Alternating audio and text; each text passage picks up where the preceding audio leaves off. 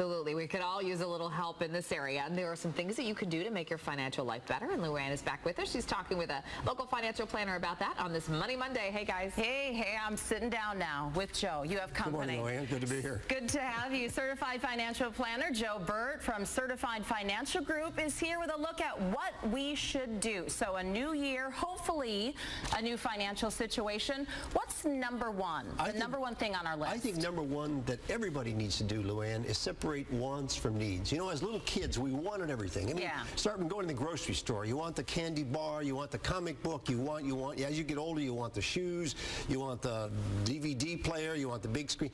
Let's separate the wants from the needs. Understand we have needs in life, and the fewer wants that you have, the better off you'll be. Okay, and you say get rid of our debit cards. Why should we do that? Well, we've seen what's happened with credit cards and debit cards. Now, debit cards is really like giving somebody your checkbook, and if you lose your debit card, they have your PIN number, you're in big trouble. And what you don't want to do is use that debit card to buy things online or over the phone, because you give them your debit card, you know, they obviously have the number, and then you have no recourse. If the thing breaks or it's not what you wanted, you have difficulty sending it back. If you use your credit card, oftentimes your credit card will stand behind you and refund the money. What if you're like me and you use your debit card for pretty much everything? Yes, you use it like a credit card. No, really, you can't. Okay. You shouldn't. You're using it as your checking account. Yeah. You should, but don't use a credit card unless you can afford to pay it off. That's where people get in trouble. They start running up the credit and they start running up that high interest rate and they never get out of debt. If you use a debit card, be very, very careful of how you use it.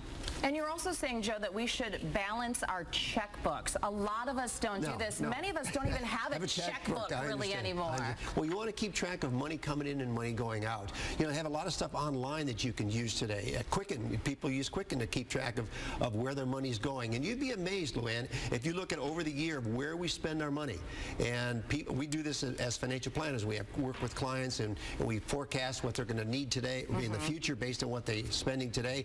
And people's eyes are open. I didn't realize I was spending this much money on dining out and entertaining and travel and all that stuff. We've got to save for our future, because if we don't save for our future, the only thing you and I are going to have, Luann, is Social Security.